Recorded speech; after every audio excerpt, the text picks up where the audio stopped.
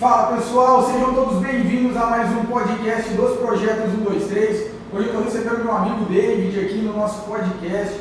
Queria lembrar para todos vocês que nós vamos ter um sorteio hoje. É um brinde muito legal que a De Carvalho nos entregou para distribuir, para sortear para os nossos inscritos. Então, se você quiser participar, aguenta aí até o final que eu vou falar para vocês quais são as regras, como que você vai fazer para concorrer esse super brinde. Tenho certeza que vocês vão gostar. Queria também aproveitar para pedir para você deixar o like e compartilhar esse nosso podcast, que é muito importante para a gente poder alcançar aí o máximo de pessoas possíveis para entregar esse conteúdo, que tem pouquíssimo disso na internet, cara. E hoje, como eu falei para vocês, eu estou recebendo o David, meu grande amigo, daqui de Andradina. David, ele é casado, pai de 2 filhos, trilhou um caminho notável aí, começando a sua carreira como atleta, cara, e posteriormente treinando o grupo Votorantim. Ele vai contar um pouco sobre essa parada aí de ser atleta. A sua carreira ele iniciou nas posições chaves de coordenador de processos florestais, gerente florestal como CLT, gerindo equipe com mais de 650 pessoas, cara, não é fácil. É uma galera. E um budget de mais de 120 milhões, cara. A sua jornada levou a fundar uma empresa de consultoria chamada De Prado, uma empresa que atua aqui em Andradina, lá em 2020, cara, focada no planejamento e execuções florestais e em tecnologia no campo, bem como também na gestão eficiente e também uma outra empresa chamada Onfertas, cara. Essa empresa Onfertas, ela foi criada em 2022, bem legal isso daí, ele vai comentar também um negócio relacionado à tecnologia, vocês vão gostar bastante, tá? Ele tem uma formação em engenharia florestal pela Unesp, o MBA em administração de empresas pela FGV, além de formações em PMI e Green Belt também. Ele vai explicar para a gente o que significa isso. O David também possui uma base muito sólida de conhecimento, cara. A sua especialização em negócio, gestão de empresas, vendas, mercado financeiro, preparou para fundar a De Prado, que tem esse foco, esse business da De Prado, além também da consultoria técnica, e também a Onfertas em 2022. Além disso, o espírito inovador, cara, fez ele criar uma startup que visa revolucionar a forma com que as pessoas pesquisam as suas ofertas, aumentando o poder de compra do consumidor e, ao mesmo tempo, ampliando a visibilidade dos estabelecimentos. Além dos seus feitos profissionais, o David também é um entusiasta do empreendedorismo. Então, igual eu, cara, eu nasci para empreender. E acredito também, cara, no poder de impactar positivamente o mundo, e a De Prado e a Onfertas é um reflexo dessa forma de pensamento do David, né? Então, se você quer saber um pouco mais sobre o David, sobre a Onfertas, sobre a De Prado, tem um Instagram do David, que é @PradoDavid, e também você pode seguir o perfil do @Onfertas_app. Mas a gente vai falar mais sobre isso e a gente vai deixar também nos primeiros comentários aí fixado, para vocês poderem seguir, acompanhar a trajetória do David. David, cara, seja muito bem-vindo, é um prazer imenso te receber aqui nos Projetos 123. Eu dei uma pesquisada na sua vida e, cara, tem coisa pra gente conversar hoje. Eu achei muito interessante, muito legal. Me surpreendi, cara, assim, já muito positivamente. E, cara, me conta um pouco aí sobre a sua jornada, a sua trajetória profissional. Vamos lá. É um prazer estar aqui com você. É sempre muito bom falar sobre empreendedorismo, falar sobre liderança, falar sobre inovação, tecnologia. Eu acho que a gente tem que colocar isso para o mundo sempre com mais frequência, com mais intensidade, para que eu penso que, antes de tudo, a gente tem um papel social de melhorar o mundo e com as nossas habilidades, com os nossos conhecimentos, a gente tem que levar isso cada vez mais longe. E vindo para esse ponto que nós estamos falando, né, eu considero que eu nasci numa cidade do interior de São Paulo, chama Macatuba, uma cidadezinha de 15, 18 mil habitantes, bem pequena, e uma cidade de aptidão totalmente agrícola, né, tocada pela região por usina de açúcar e álcool. E agora também pela celulose, né, fortemente, por empresas florestais. E eu brinco que meu primeiro negócio, meu primeiro empreendimento começou porque meu pai tinha um bar, e aí eu ajudava ali, na época eu tinha 10, 12 anos, e aí eu comecei a fazer as playlists, né, então eu gravava fita para os clientes dele ali, então o cara ia lá, escolhia as músicas, e aí eu gravava as fitas. Por que eu digo isso?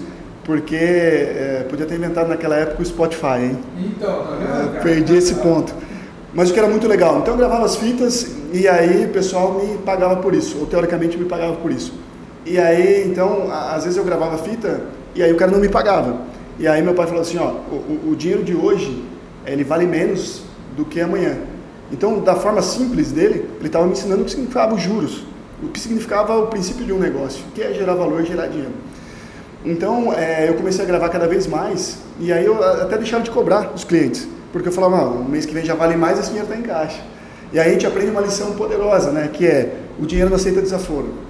Se você tratar o dinheiro com desaforo, ele vai embora. É inadimplência também, né? Ele vai embora. E a gente aprende que a inadimplência é fato. Por que a inadimplência é um fato? Porque ou as pessoas não têm a capacidade de pagar realmente, ou a dívida ela fica desproporcional ao valor do bem.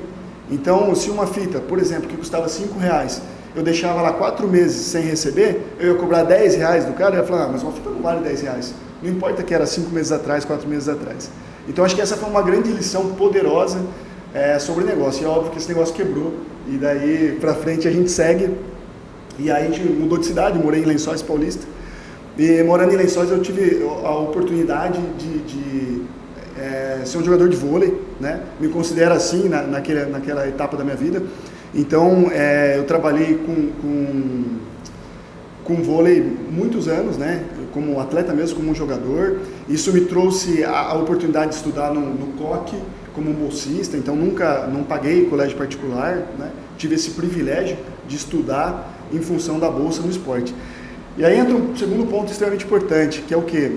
O esporte, seja ele qual for, ele traz disciplina, ele traz desenvolvimento na liderança, ele traz o trabalho em equipe. E o ponto que eu considero principal, aí pensando no empreendedorismo, é o quê? A capacidade de você resistir à pressão e ter resiliência. Eu acho que no mundo do empreendedorismo, seja ele no empreendedorismo em si, ou no intraempreendedorismo, que é quando você está dentro de uma empresa e você tem uma visão de dono, você tem um senso de dono aguçado, você tem que se desenvolver em cima disso, e o esporte ele traz essa resiliência, porque você tratar o negócio, seja o seu, ou seja de terceiros, como o seu, ele te traz muitos altos e baixos, e é natural. Então tem hora que o mercado está bombando, está pujante, e as coisas quase que andam sozinhas. E tem momento que não. Tem momento que você está lá no vale, na parte de baixo, em que alguns resultados saíram errado, ou que o mercado virou, enfim. Então, o vôlei, ele me trouxe isso daí. E uma característica peculiar, que eu acho que é do vôlei, que um técnico meu sempre disse. Assim, se você joga futebol, você está num dia ruim, você toca a bola, segue a vida. Você está no basquete, você passa a bola para o outro e segue a vida. E no vôlei? Se o cara sacar no seu, meu amigo, você tem que passar a bola. Você não tem a opção de sair da frente e deixar a bola cair. E eu acho que o empreendedorismo, ele traz isso, ele ensina isso. Você não pode ter dia ruim. Você pode ter dia que você não está afim. E isso acontece, é natural. O vôlei é o esporte coletivo que a individualidade mais aparece, talvez, né? Perfeito, legal. Eu acho que é isso. Você resumiu bem isso que eu estou trazendo. Que é isso, porque você tem que estar disposto, você tem que estar afim, e cara, depende de todo mundo. E se você não tiver num dia ruim, você prejudica seu grupo. É igual a sua empresa. Se chegar num dia ruim, dependendo das ações que você toma, você pode prejudicar o seu resultado, o seu time. Então, o vôlei traz isso. E aí, passado esse momento, aí o próximo step foi quando eu entrei na universidade. Então, tive um prazer enorme de estudar na Unesp Botucatu, uma universidade que eu sou extremamente grato e honrado em ter feito parte de lá. Confesso que até hoje eu chego lá e assim, tenho uma sensação muito boa, uma energia muito boa, porque eu acredito que a energia contagia. Então, nesse momento, eu pude me conectar a pessoas muito boas, sendo professores, amigos de república, enfim. E aí começa uma outra etapa importante da minha vida, que foi o quê? Eu fui monitor ambiental por um tempo, e precisava levantar capital. Hoje a gente fala levantar capital, naquela época a gente falava ganhar uma grana. Então, eu fui monitor ambiental por um tempo. Aí depois eu consegui alguns projetos patrocinados por empresas. Então, assim, tive uma empresa do sul da Bahia que patrocinava a minha bolsa de pesquisa. Então, poxa, me proporcionou muita coisa esse tempo. Então, foi a primeira vez que eu andei de avião, foi a primeira vez que eu fiquei num hotel bacana, foi a primeira vez que eu comi um prato mais refinado, enfim. Então, tudo isso me proporcionou devido, óbvio, a esforço, dedicação e seriedade, mas também a estar com pessoas boas. Eu costumo dizer que Deus sempre colocou pessoas boas na minha vida, e eu tenho certeza que nós estamos aqui hoje conversando, as pessoas estão ouvindo, não é à toa, tudo no futuro tem alguma conexão em função disso. Então, acho que a energia contagia, e foi isso que foi acontecendo. Então, durante o período de faculdade, né, eu fiz esses trabalhos e convivi com pessoas bacanas. E aí, no último ano de faculdade, né, eu fiz esse estágio no sul da Bahia, então morei lá nessa época. Sempre eu tive uma formação focada em pragas, entomologia, pragas florestais, né, que é um ponto até curioso. Sempre gostei da questão de tecnologia, sabe? Então, sempre gostei de entender o caminho que as coisas vão, qual o futuro, né? Acho que isso nos desafia, isso nos move. Então, eu fui trainee da Votorantim, então participei de um processo seletivo super bacana, e aí que eu falo que é a mão de Deus que pega e fala assim, vai você, porque na época eram mais de 18 mil inscritos, e aí tive o prazer, o privilégio de passar, abrindo até um parênteses, Rafael, uma coisa que é muito legal. Quando participei desse processo seletivo, a primeira etapa ela era online, aí a segunda etapa ela foi online também, a terceira etapa foi em BH, na época eu estava no sul da Bahia, era longe, não tinha como eu ir. Então, assim, quando eu falo de amigos, são pessoas que, pode não acreditar, mas são pessoas que, uma, pagou a minha passagem, com critérios tipo assim, se você passar, você me paga, se não passar, tá tudo certo. A outra me prestou a camisa, eu fui com calçado de EPI, então, assim, cara, outra pagou um táxi, porque eu tinha que ir até Porto Seguro, para pegar o avião. Então são coisas que vão acontecendo. E por que as pessoas fazem isso por você? Cara, eu entendo que porque acho que todo mundo está no lugar certo na hora certa, porque a energia contagia, e porque eu acho que quando você tem uma vontade, ela contagia as pessoas que estão em volta, e as pessoas confiaram. Então, assim, são pessoas especiais que eu sou eternamente grato. E aí, passada essa fase, teve mais uma avaliação em inglês, e depois teve mais uma etapa em Três Lagoas. Então, na época eu estava em Botucatu, né, trabalhando na Bahia, e aí eu vim para Três Lagoas, onde eu conheci a primeira vez essa região maravilhosa que nós estamos aqui. Quando eu passei por aquela ponte e vi aquele rio, eu falei, meu Deus, o que eu vou fazer para eu me estabelecer nesse lugar? E aí eu vim para cá, fiz a última entrevista, e, graças a Deus, passei, e aí a minha carreira profissional, efetivamente, ela começa a acontecer. Então eu chego num momento em que uma empresa de celulose havia feito uma permuta, comprado a outra, então um momento de choque de cultura. Então eu acho que sempre que a gente tem um chacoalhão muito grande, seja do mercado, seja da empresa, é uma escola, é um MBA em tempo real, que ele acelera 10, 20 anos do seu aprendizado. Então eu tive a oportunidade de chegar nesse momento e conhecer pessoas incríveis, né? Algumas delas quase me relacionam até hoje. Então eu cheguei aqui como trainee da Votorantim. Como trainee da Votorantim, tive a oportunidade de conhecer as unidades de negócio, os outros lugares, até o porto, enfim. E foram 18 meses de trainee, com capacitação, com treinamentos e muito, muito aprendizado. E findado esse período, então eu estabeleci aqui na região de Três Lagoas, nessas empresas de celulose. E aí fui crescendo na empresa, né, aprendendo. Em 2019 eu saio da empresa e vou para uma outra posição maior, numa outra empresa.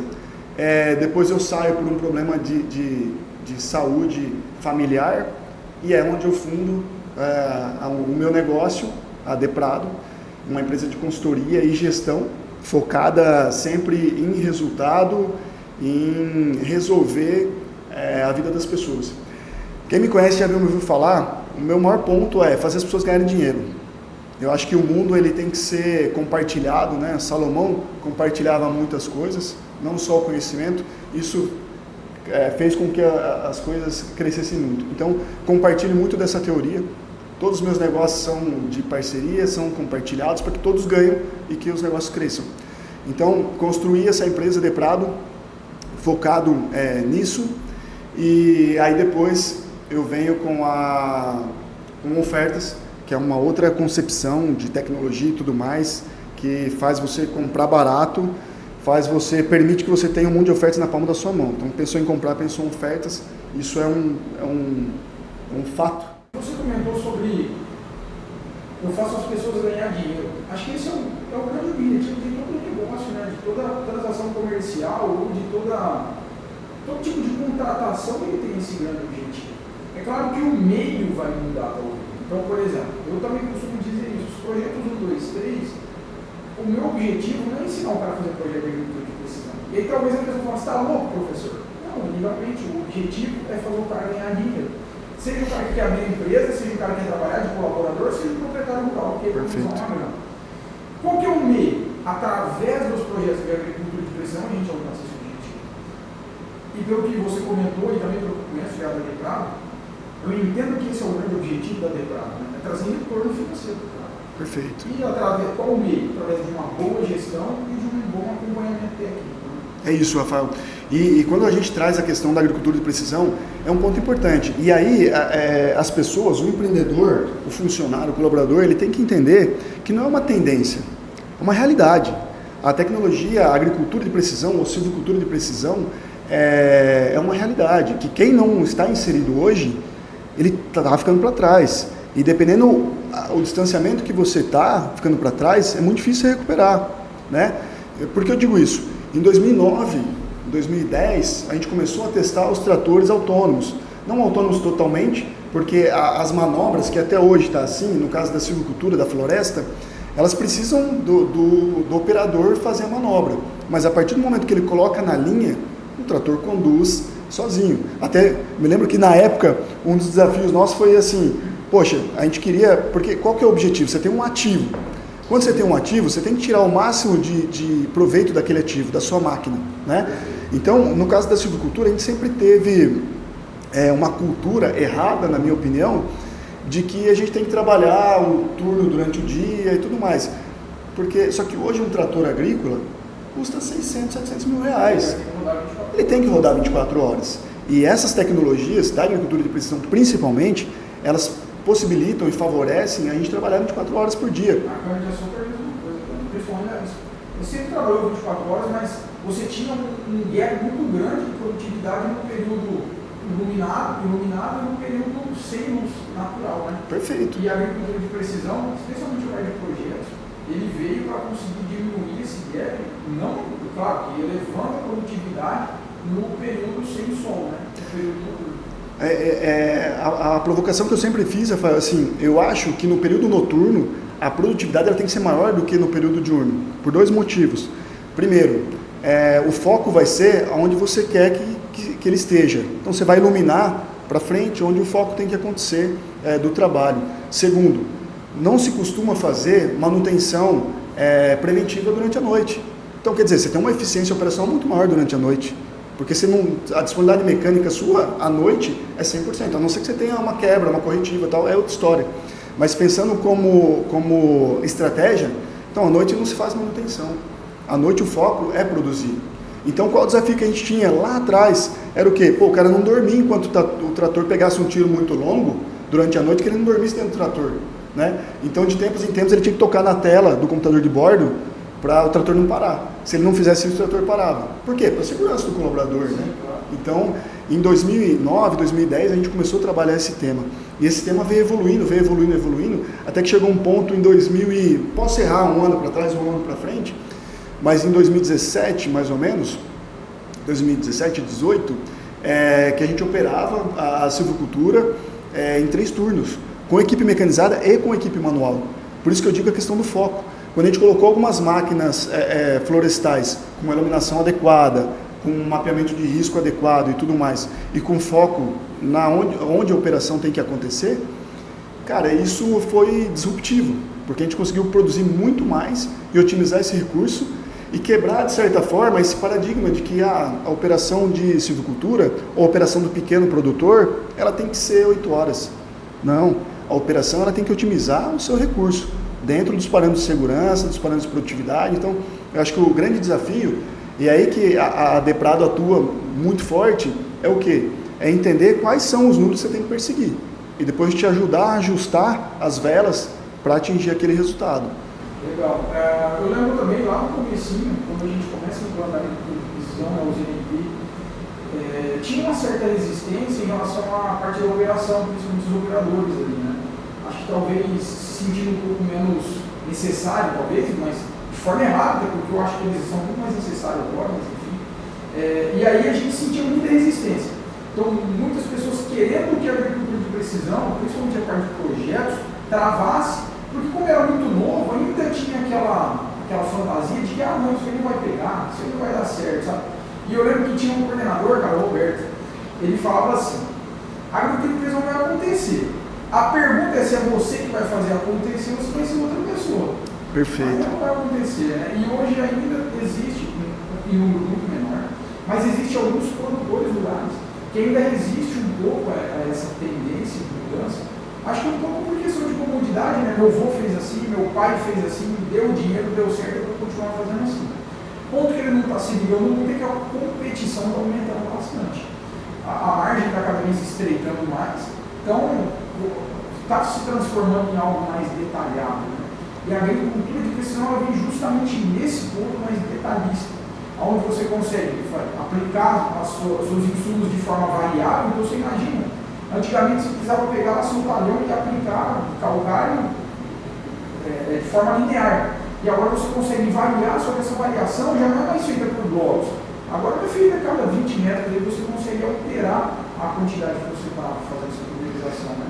Além disso, você também tem a questão do espaçamento, número de indivíduos, você consegue fazer uma variação de número de indivíduos pensando no potencial produtivo do seu solo, que é loucura. Então tem lugar que você sabe que você pode produzir mais por características do solo, de relevo. Né? Tem lugares que você sabe que pode produzir menos. Para você evitar a competição, e você coloca menos semente em um, mais semente no outro, também é muito interessante para você proporciona isso. Né? Sim, sim. E pegando do ponto inicial, Rafael, da sua fala, já passei por alguns momentos em que eu vi operador sabotando o sistema, de tirar o cabo, de não apontar as paradas, e é natural, cara, é a curva da mudança, né? Aquela curva da mudança que a gente conhece, que é o quê? Cara, primeiro o cara vai negar, depois ele vai conhecer, nós somos assim, né? Depois ele vai experimentar e no final ele vai aceitar. Só que quando o colaborador, seja no aspecto que for, ele se apega muito na negação, na primeira etapa da curva da mudança, às vezes não dá tempo dele experimentar, conhecer e aceitar. Às vezes, nesse período, ele acaba perdendo espaço, perdendo posição. Se a gente parar para pensar, no primeiro momento da agricultura de precisão, se a gente pensar nos computadores de bordo, de apontamento das máquinas, o que a gente desejava? Que ele apontasse os tempos de parada dele ali, por exemplo. Se talvez ele tivesse feito isso lá atrás, não teria evoluído tanto a ponto de a maior parte dos movimentos hoje serem automáticos. Em que sentido? Hoje, se eu tenho a máquina deslocando, ela já reconhece como um ponto, então o cara já não precisa mais apontar. Se o implemento está baixado, é outro apontamento, automático. Se o implemento está baixado, o trator está com velocidade maior que zero, o fluxo de adubo está caindo, por exemplo, é outra coisa. Então, são todos pontos que antes precisava do operador apontar, e aí, como não aconteceu esse resultado... Foram automatizados. Mas uma coisa... O feitiço foi o feiticeiro, mais ou menos assim, né? Justamente uma coisa que eles achavam que ia trazer um resultado para segurar cada vez mais, aconteceu o contrário. Só que ao mesmo tempo, cara, é um mundo incrível, onde esses operadores, hoje eles são muito importantes. Por quê? É o gestor de máquina. Ninguém conhece um equipamento como o cara que opera ele. Então, se eu chegar lá e for falar do seu trator, dificilmente eu vou saber mais dele do que você. Porque se eu souber, tem alguma coisa errada com você. Né? É o que eu sempre falei para a minha equipe, não me deixe conhecer da sua operação mais do que você. Porque eu preciso de você. Você tem que conhecer o seu processo. Então, o operador de máquinas ele não é só um simples tratorista. Seja a complexidade que for da operação dele. Ele é uma peça fundamental para aumentar a produtividade daquele serviço que está acontecendo. Então, acho que esse é um ponto. Um outro número também que eu gosto de trazer, Rafael, é assim, hoje, quando você pega uma operação muito primitiva, e aí você coloca nela uma agricultura de precisão avançada, nós estamos falando de aumentar a produtividade em até 29%. É muita coisa. Ou de reduzir o custo em até 23%. Cara, se você potencializar as duas coisas, você produzir 29% mais, gastando 23% menos, como é que não paga o custo de você estar inserido nesse mundo, vamos dizer, digital, tecnológico? Trazendo isso eu fiz uma pesquisa sobre isso, por coincidência, nós nem tínhamos abordado esse tema antes. Não mesmo. Mais ou menos uma semana atrás, sobre a soja. Eu posso te falar em números da soja, cara. Hoje a soja você gasta mais ou menos R$ 5.700 por hectare, o seu custo de operação, o seu custo de implantação da soja. Né? Se a gente traz essa redução de 20 e poucos %, a gente está falando de uma economia de R$ 1.000 por hectare. O lucro da soja hoje ele fica em média, R$750 por hectare. É claro que isso pode ter ali 3 mil, 2 mil e poucos reais por hectare, da mesma forma pode ter 300 e pouco, varia muito, mas na média mais ou menos R$750.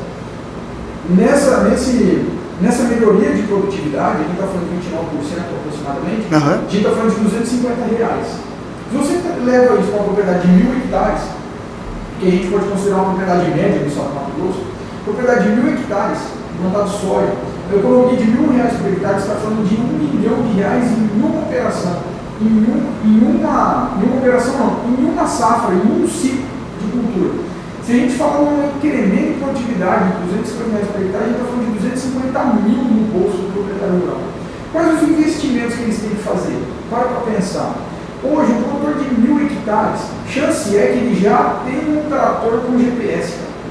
É raríssimo um produtor de 1.000 hectares que não tem um trator com GPS.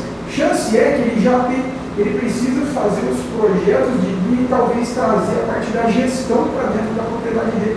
Os investimentos pesados já foram feitos. O que ele precisa agora é de know-how e tecnologia mais acadêmica, eu quero dizer, de uma forma mais intelectual. Ele precisa de tecnologia para fazer a coisa rodar. Perfeito, perfeito. E uma parte eu acho que tem que gerar uma inquietação. Porque eu acho que empreender é isso, você está insatisfeito com o resultado, por melhor que ele seja, ele pode melhorar. Então quando você diz que o trator já vem com a tecnologia embarcada e você não está aproveitando isso, a primeira reflexão é, por que eu não estou aproveitando? Porque uma coisa é você enxergar a tecnologia como uma espiã, que vai estar todo o tempo, mas aí alguém vai saber o resultado que eu estou gerando, a velocidade que eu estou andando, a produtividade que eu tenho. Ou por vergonha, porque é muito ruim, e isso acontece, Rafael, pode acreditar em mim que isso acontece, eu já vi isso acontecer. Ou porque o cara tem um resultado muito bom, que ele tem medo que o outro saiba e entenda. Então, tipo assim, vai entrar na Redcam aqui do meu equipamento, vai tirar os dados e vai entender. Cara, acho que essa etapa do mundo já passou. O mundo é colaborativo. Quanto mais resultados e base de dados, e é isso também que a tecnologia que a gente trabalha traz, quanto maior a minha base de dados, mais eu consigo encontrar tendências. E, cara, tendências, elas vão levar para o futuro. Elas vão levar para o próximo nível. E para a gente saltar o nível, a gente tem que ter uma base de dados significativa. Então, assim, não posso enxergar a tecnologia como uma espiã, vai me substituir, vai tirar meu emprego. Não, cara, ela vai facilitar o meu trabalho, né? Então, eu paro de enxergar aqui como o trator que está sendo observado o tempo todo cara, como é que eu vou usar esses dados aqui que estão sendo observados o tempo todo para eu melhorar minha produtividade, para eu melhorar o conforto? Porque é o seguinte, eu tenho dois caminhos. Se eu sou produtivo, ou eu vou ter um resultado melhor, ou eu vou trabalhar menos, o que não é ruim. O que não é ruim. Se eu conseguir produzir a mesma coisa num prazo de tempo menor, isso me abre muitas possibilidades. O que a gente estava comentando sobre uma máquina agrícola. Cara, hoje uma pessoa que operar isso, ele é um verdadeiro gestor de máquina. Uma nave. O que antes o tratorista lá que se transformou no operador, e que agora para mim é um verdadeiro gestor de máquina. Eu acho que foi evoluindo. E vamos pensar, a partir do momento que você traz mais resultado para a sua empresa, ou qualquer pessoa, você consegue ser mais valorizado. Isso daí Sim. E aí, Rafael, passa por um ponto importante. A gente fala assim, mas algumas pessoas não têm perfil. Não acho que é assim. No começo, alguns operadores tinham o dedo meio grosso, meio bruto, assim, não conseguia apertar direito. A partir do momento que você vai lá, ensina ele, mostra como é que o cara que quer fazer, ele vai lá e faz. Então, quem quer fazer, vai lá e faz. Quem não quer, arruma uma desculpa. Isso aí é fato. Então, eu fico muito feliz quando eu vejo uma imagem dessa, porque, assim, primeiro, né, a gente joga uma carga enorme ali de responsabilidade sobre o operador. E olhando essa foto, por mais que algumas pessoas achem que no futuro vai ser tudo extremamente automático, não é bem por aí. Esse futuro está distante. O operador ele é necessário, ele é importante, e o conhecimento dele não é substituído. Mais uma vez, eu boto naquele ponto. Ninguém conhece sua máquina melhor que você. O barulho que ela está fazendo, você já sabe o que tem que fazer, o que vai acontecer. O tratorista ele é perfeitamente substituível. O gestor de máquina ele é insubstituível. Eu acho que não só agora, nunca, não vai ter como. Vamos pensar no Big Data lá, que seria talvez o grande próxima revolução, mas aí seria uma revolução gigantesca mesmo, onde nós teríamos base de dados suficiente para que a gente pudesse tomar a decisão em todas as nossas operações baseada única e exclusivamente num formulário que a gente preenchesse com dados de entrada, e esse formulário escolhesse o melhor tipo de operação para que a gente fizesse, com todos os aspectos dessa operação, seja parte de preparo, plantio, tratos e depois parte de colheita, né?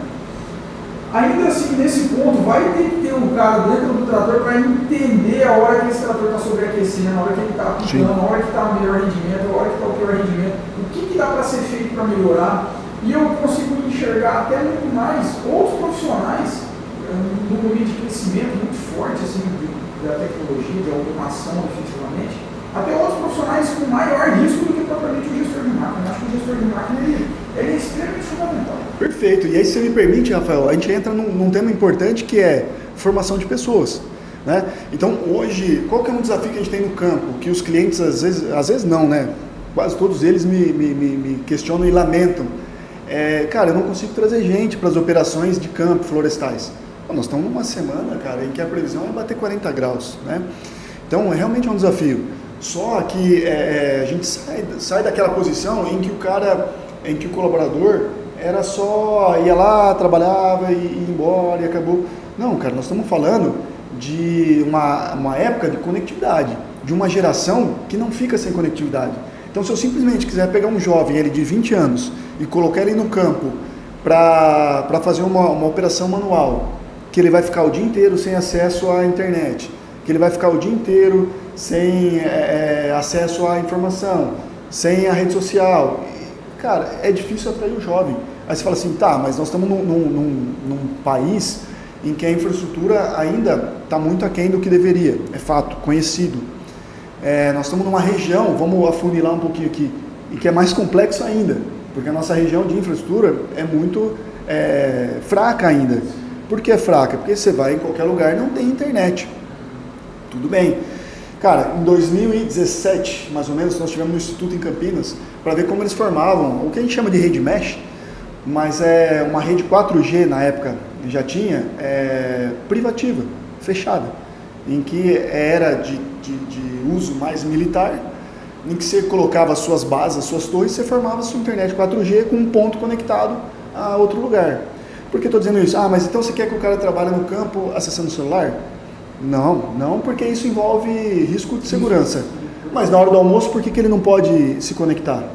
Né? Por que ele não pode acessar a sua rede social, mandar fazer o seu post, conversar com a família, ver a notícia?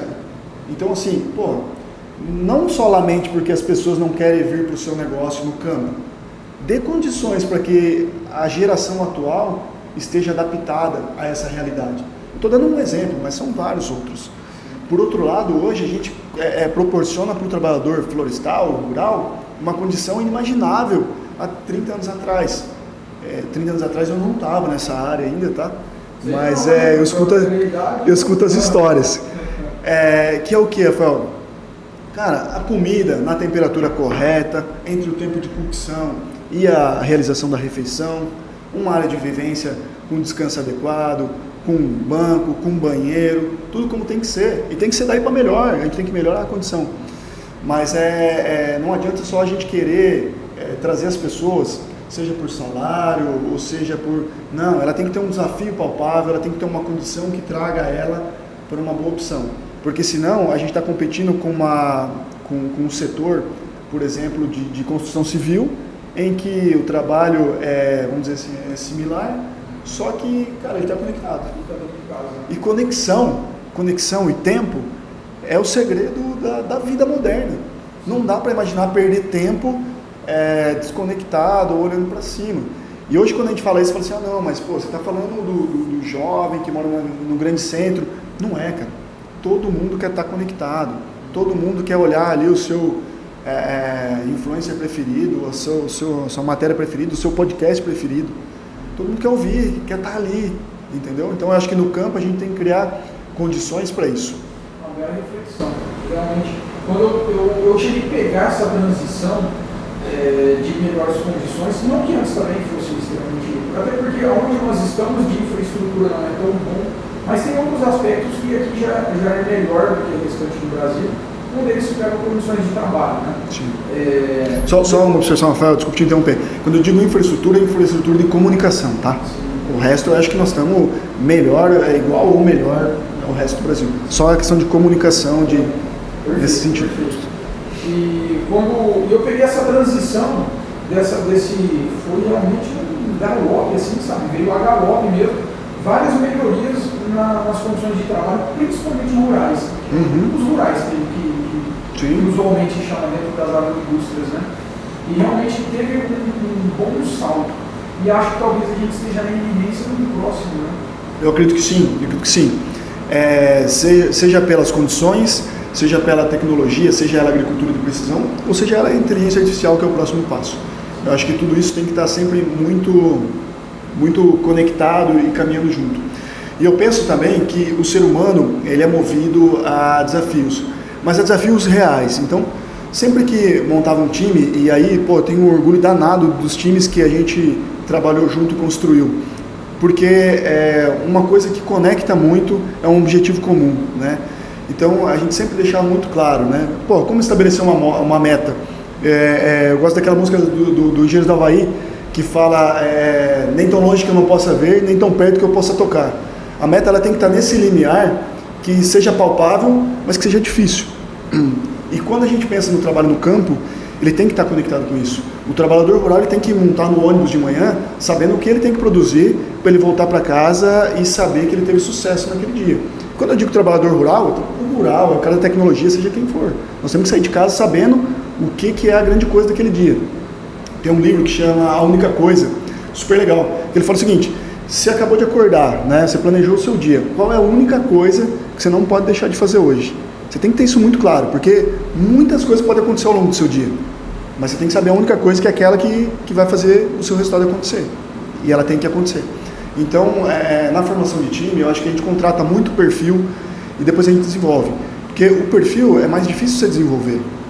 Mas a técnica você desenvolve, você ensina, você constrói. Então, a gente sempre formou o time pensando nesse aspecto.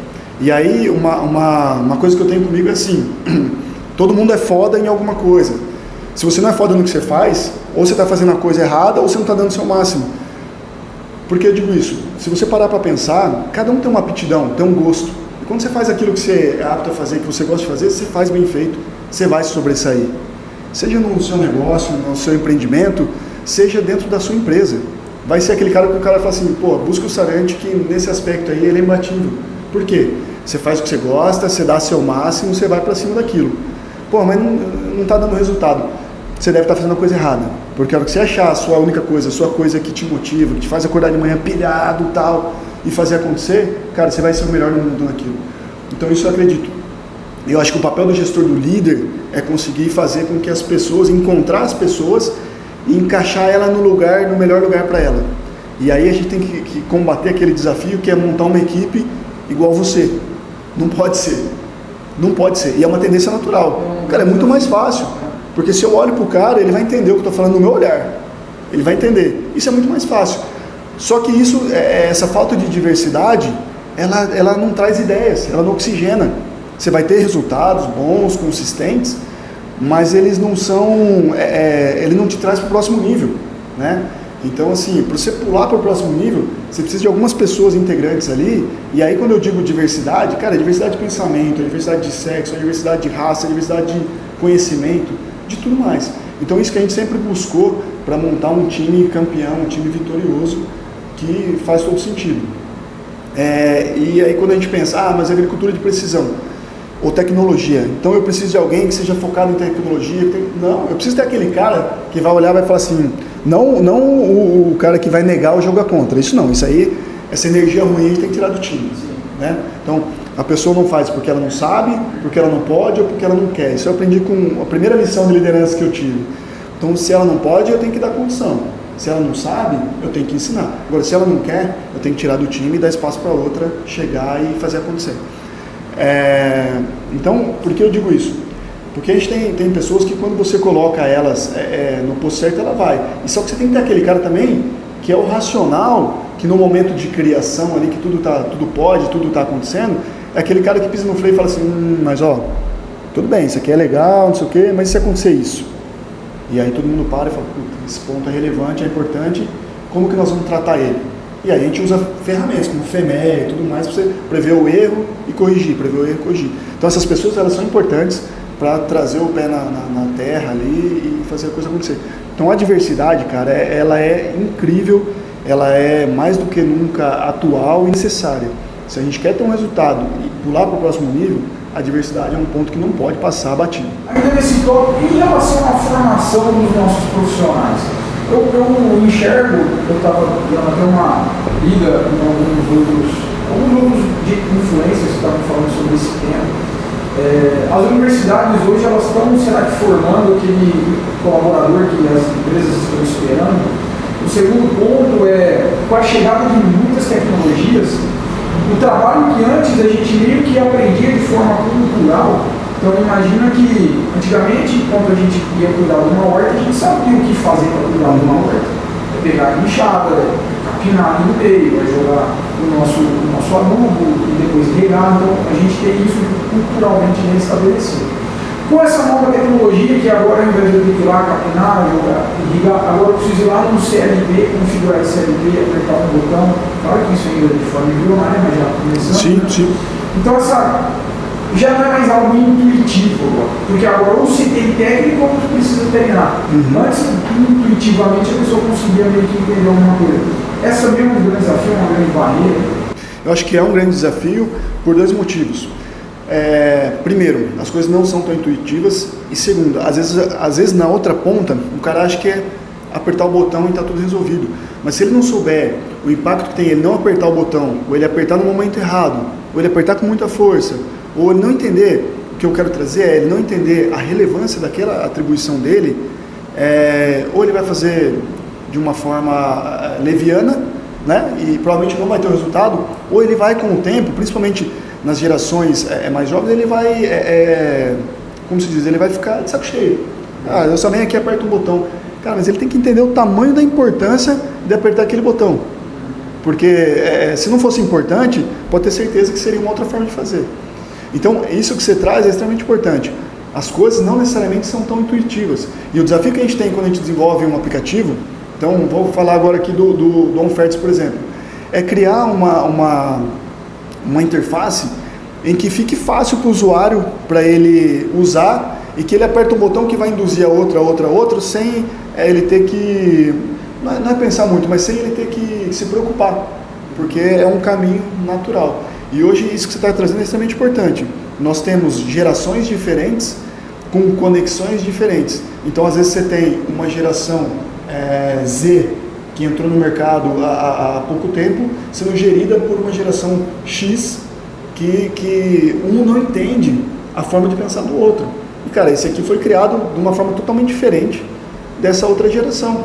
Então, um quer praticidade, o outro quer disciplina, um quer a qualidade de vida, o outro quer quanto mais, lógico, estou tipificando, né? Mas o outro quer quanto mais trabalho, melhor. E no final da história, o que paga a conta? Resultado. Cara, se eu for lá, eu trabalhar 1 hora por dia e eu alcançar o meu resultado, acabou, é isso que importa. Essa é a cultura que eu sempre trouxe para dentro dos meus negócios. Eu não vou cobrar a hora trabalhada, eu não quero saber onde você está, o que você está fazendo. Mas assim, eu só quero saber se o resultado aconteceu ou não. É isso. Voltando de apertar o botão, e ele precisa entender o processo, o que acontece depois que ele aperta o botão, né?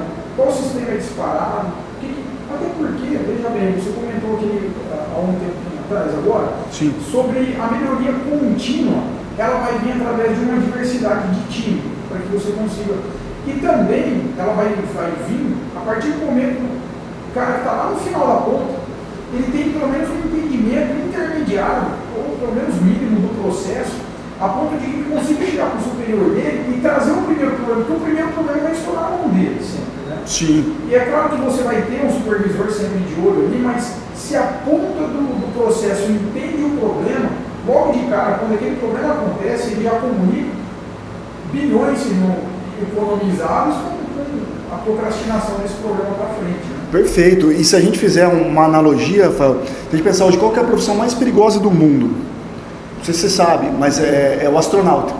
Sim. É a profissão mais perigosa do mundo. E se você chega na NASA, e desde sempre foi assim, e você pergunta para o cara que está varrendo o chão, pergunta para ele o que ele está fazendo, ele não vai te dizer que está varrendo o chão. Ele vai te dizer que ele está ajudando a mandar bomba para a Lua. Então, assim, todo mundo que está integrado dentro daquela cadeia, dentro daquele time, tem que saber o que é o resultado final, né? Então, se a gente está falando do cara que abastece com combustível o trator que vai ser conduzido para fazer uma operação de plantio de grãos, cara, ele não está simplesmente abastecendo um trator. Ele está ajudando a plantar, né? Ele está ajudando a plantar. Mais do que isso, ele está ajudando a matar a fome do mundo. Eu acho que você tem que olhar na frente qual que é o seu objetivo, sabe? Eu costumo brincar que minha missão como pessoa, um dia, é ter o meu nome numa praça. Significa que eu fiz algo tão relevante para a sociedade que eu mereci isso.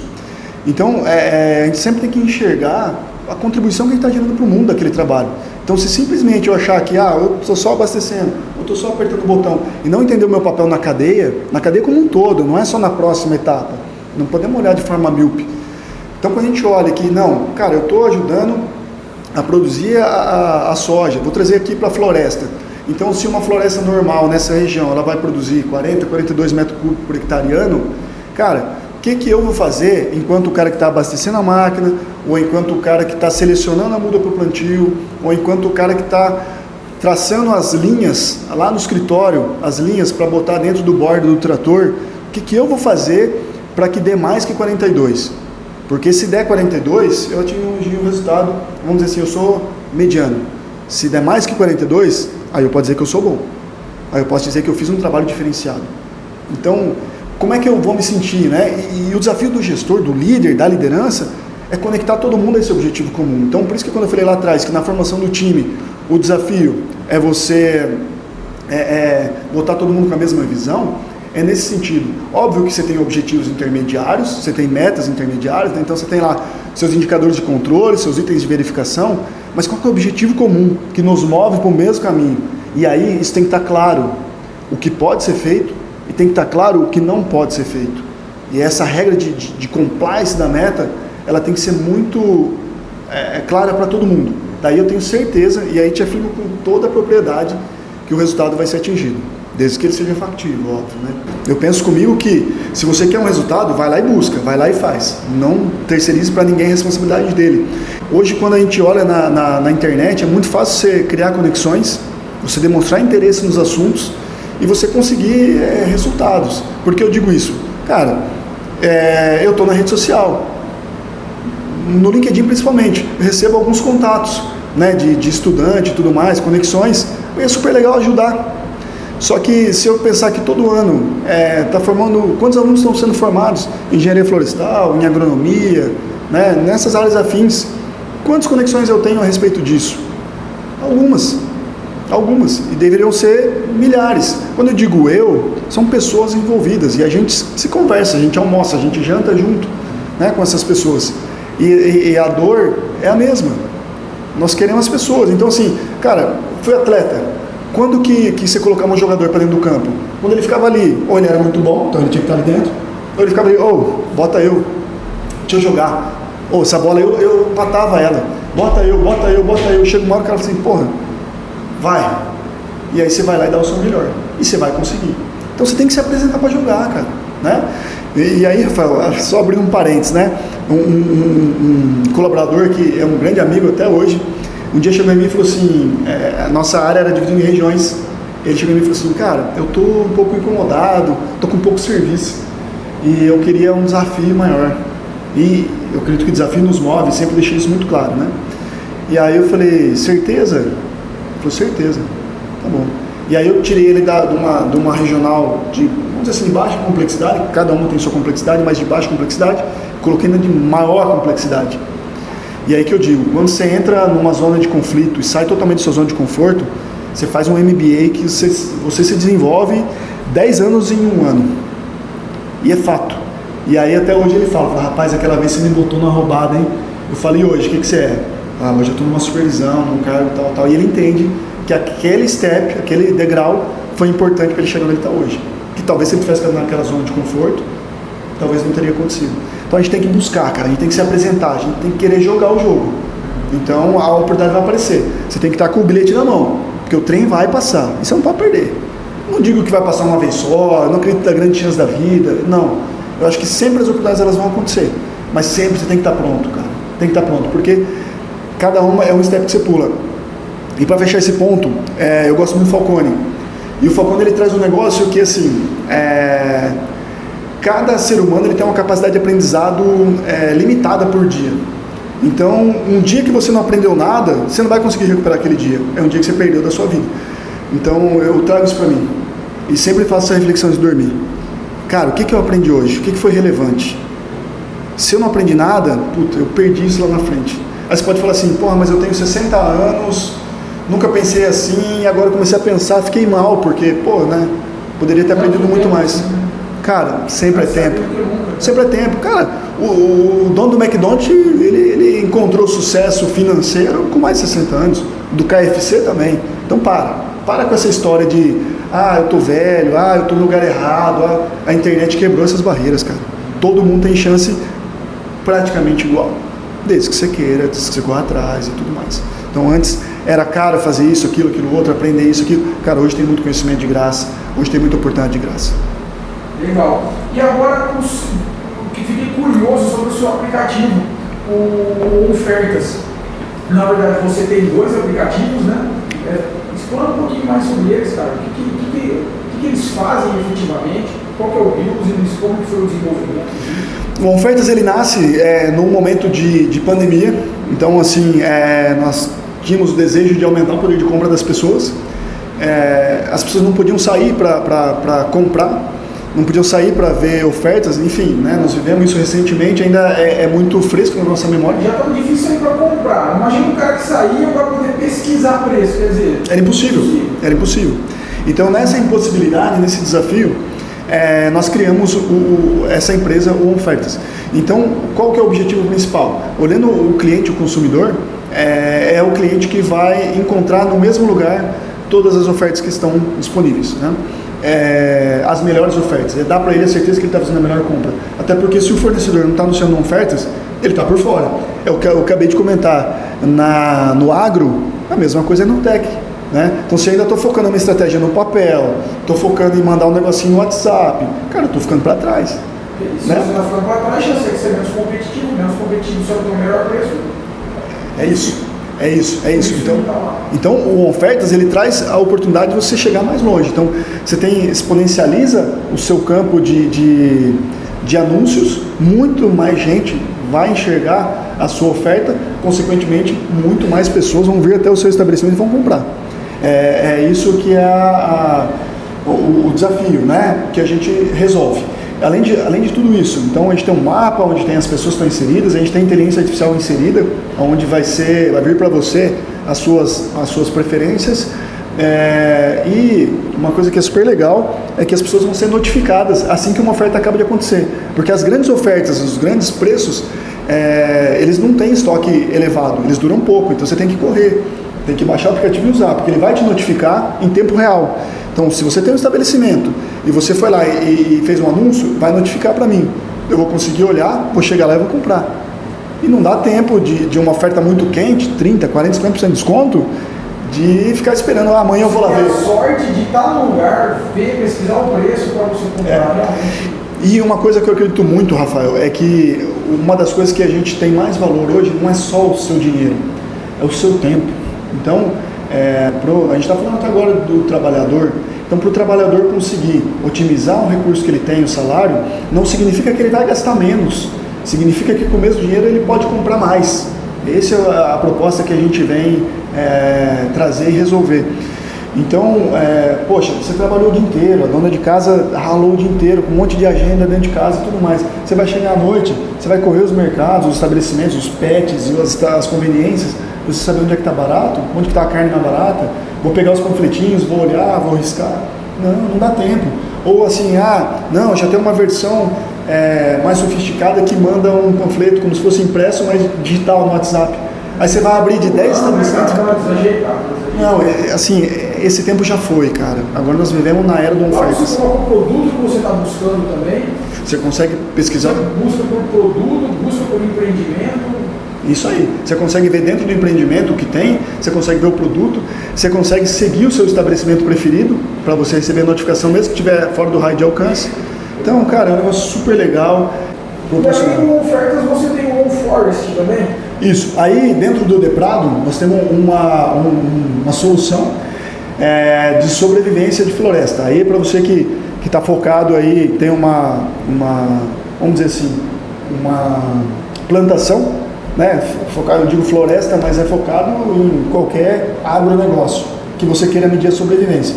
Mesma coisa, cara, não faz sentido, sei lá, e pegar um papel e ficar anotando morta, viva, e outra. Como que você tem a certeza, pensando agora aí no empresário, tá? Como que você tem a certeza que foi feito, não foi feito de casa, ou do ônibus, ou embaixo da árvore, esse resultado? Então, seria uma forma de você... legal, você vai trazer, além de trazer um bom gerenciamento, vai trazer um bom controle também. A geolocalização. Então, a gente consegue trazer onde estão os pontos de falha dentro da sua plantação, para que se você for tomar alguma decisão, ela seja pontual. Então, com isso que você vai otimizar. Se você botar recurso para fazer um talhão inteiro, uma quadra inteira, você vai botar o seu recurso naquela ponta que está com problema. Isso fica muito visual. Além disso, a gente traz dentro dessa solução, você coloca o seu range de interesse. Então, eu quero saber se está acima abaixo de 96% de sobrevivência, eu quero que indique replantio automático. O sistema já vai te dar que existe uma necessidade de replantio. Mais do que isso, a gente consegue também te dar os indicadores. Então, você vai saber por fazenda, por talhão, por prestador de serviço, por supervisão, por técnico, enfim, o seu nível de gestão detalhado sobre o resultado da sobrevivência, que no final da história é o que vai dar madeira, é o que vai dar a saca de soja, é o que vai dar a saca de milho. Então, a gente tem que sair ganhando. É a história do prego. Se eu bater um prego torto, é muito difícil endireitar ele, dá muito trabalho e provavelmente eu não vou conseguir deixar ele reto. Então, na floresta, no agro, é a mesma coisa. Se eu já sair perdendo com uma mortalidade de 8%, 10%, não tem como eu recuperar. Né? Então, o que a gente proporciona é o quê? Você ter a certeza, e aí eu digo certeza porque o app traz essa informação da sobrevivência da sua floresta, do seu negócio. Legal. E aí, a usabilidade dele, então, ele é um aplicativo no celular, e aí o colaborador tem o aplicativo no celular dele, ele vai lá, identifica a árvore, ele provavelmente coleta um ponto nessa árvore, tira uma fotografia da árvore, faz como se fosse uma espécie de inventário florestal, não chega a ser um inventário de vivas e mortas. Assim. Perfeito. Quando a gente fala de inventário, a gente mede altura, diâmetro, né? Nesse caso, nós estamos falando de florestas de 25 dias, 45 dias, 90 dias, a idade que você desejar, 6 meses. Mas qual é o foco? Sempre, estatisticamente, a gente tem o mínimo necessário que a gente tem que caminhar para ter uma visão extrapolada da floresta. Então, eu andei 5% da floresta, 10% é o suficiente para eu saber extrapolar esses dados para eu saber como está a minha floresta. Então, hoje, a gente proporciona para o usuário saber qual foi o transecto que ele fez, qual o caminho que ele fez dentro do talhão, né, nesse caminhamento, como que ele percorreu. A gente proporciona para ele cada muda que ele marca, cada planta morta, então ele vai marcar de uma forma muito simples, um contador. Morta, aí viva ele não marca nada, aí morta. Aí quando ele bota uma morta, ele abre a causa da mortalidade, de forma muito prática, muito simples, como tem que ser. Então, é morta por quê? Está seca, o colo está soterrado, a formiga comeu, o cupim comeu, entendeu? Então, quando ele fecha o talhão, detalhe, fica já referenciado o caminhamento, o ponto que ele marcou, e quando ele fecha a avaliação, já vai sair o resultado. Seja de qual sobrevivência está, a próxima atividade que ele tem que tomar e quais são os planos de gestão que ele tem que conduzir ali, a gente sugere. Então, assim, Rafael, nesse trabalho, cara, a gente trouxe muito do que eu desejava, das dores que eu tinha enquanto gestor. Quando você estava lá na gestão, né? Então, cara, se eu tivesse a solução na minha mão naquele momento, eu seria mais feliz. Eu teria um resultado melhor, eu teria uma floresta mais produtiva, consequentemente mais dinheiro no bolso. Lembra que eu falei no começo? Nosso objetivo em todos os negócios é fazer as pessoas ganharem mais. E esse aplicativo, ele é na veia, cara. É uma injeção de adrenalina na veia, porque a sobrevivência da floresta é, sem dúvida, o ponto mais importante do ciclo da produtividade. Legal, cara. Então, o aplicativo do OneFlorest, ele funciona, ele é dentro da Deprado, né? Que é a sua empresa de consultoria também. E como que faz esse aplicativo? Então ele precisa entrar em contato com a empresa Deprado para ele conseguir acessar esse aplicativo? Como que funciona? Perfeito, perfeito, é isso. A Deprado hoje não está nas lojas de aplicativo, porque a gente entende que é um produto que ele é personalizado, ele é exclusivo, né? Então, as pessoas interessadas, elas entram em contato com a gente, seja pela Deprado, seja pelos meus contatos também, que você disponibilizou, seja telefone ou rede social, e aí a gente vai te atender, entender a sua necessidade, embora seja um produto de prateleira, mas a gente consegue personalizar detalhes para você ter o máximo resultado. Mais uma vez, a nossa ideia não é vender por vender, né? Nosso objetivo sempre é resolver um negócio para que ele seja de longo prazo. Então eu quero que você chegue daqui 7 anos lá na sua floresta e fale, caraca, deixa eu olhar aqui como é que foi a sobrevivência. Então você vai voar com seu drone lá numa floresta adulta e você vai conseguir enxergar os pontos que você já sabia lá com 30 dias de floresta formada onde estava falha. E eu brinco que a sua floresta é sua cara. Então assim, ela vai te dedar ou te dar os méritos por 7 anos. Ou mais, por 14 anos. Porque se você tiver uma floresta ruim no começo, lá no segundo ciclo ela vai continuar te lembrando. O seu nome vai estar conectado com ela por muito tempo. Então, quando a gente traz isso para o gestor, seja o prestador de serviço, seja o proprietário da empresa, o gestor, cara, é uma baita de uma ferramenta. Você já imaginou? Pô, eu era gerente da empresa. Eu entrar lá no aplicativo, deixa eu olhar aqui como é que está o resultado da floresta do que foi avaliado ontem. Já consigo olhar hoje e tomar decisão. Agora, se eu esperar o papel chegar no escritório, alguém tabular, aí alguém analisar, para mandar para mim já, cara, passou 10 dias. 10 dias, Rafael, de uma floresta ser implantada no período de verão, é muito efeito. É muito efeito. A ponto da floresta não ficar mais uniforme. E aí você começa a ter vários problemas e tá aí, a floresta é a cara de quem está conduzindo ela. É isso, cara. Então, todos os nossos produtos de tecnologia, qual que é a missão? É aproximar e conectar o cliente do usuário final. Nós somos uma ferramenta de conexão, cara. É isso. Cara, que legal esse bate-papo, muito legal mesmo. Em relação ao nosso sorteio, como que vai funcionar? Nosso sorteio, para você participar dele, você tem que se inscrever no canal e comentar aqui embaixo do nosso vídeo. Qualquer coisa. Então você precisa se inscrever no canal e comentar aqui, você estará participando. Serão 4 podcasts, nós já fizemos um, esse é o segundo, terão mais 2, e aí no quinto nós faremos o sorteio desse super brinde aí para vocês. Lembrando que os contatos do David está aqui no nosso primeiro comentário fixado. Queria agradecer imensamente aí, cara, queria dizer que foi muito proveitoso, aprendi muita coisa. Seu espírito empreendedor realmente ele é motivante, assim, sabe? Ele é inspirador, Deus, parabéns. Tamo junto, sabe que você pode contar comigo. E é isso, cara. Tem algumas considerações finais que você gostaria de fazer? Bom, Rafael, eu que agradeço o convite, cara, de estar aqui. E, assim, com certeza em todo o bate-papo, a gente sempre sai com algum aprendizado, né? E eu sempre saio com aprendizados, estou saindo com aprendizados daqui. Acho que isso é muito legal, né? Quando as duas pessoas se encontram, a única coisa que elas levam a mais é conhecimento, né? Então, sempre as duas saem com conhecimento. Isso é super legal. Então, o que eu gostaria de dizer, de como mensagem final acredite no seu sonho, acredite no que você deseja, tenha perspicácia, tenha fé e tenha responsabilidade. Não delegue seus resultados para outra pessoa, vá em frente, vá em cima, faça acontecer e acredite. E tenha sonho grande, cara, tenha sonho grande, queira chegar lá, queira fazer acontecer.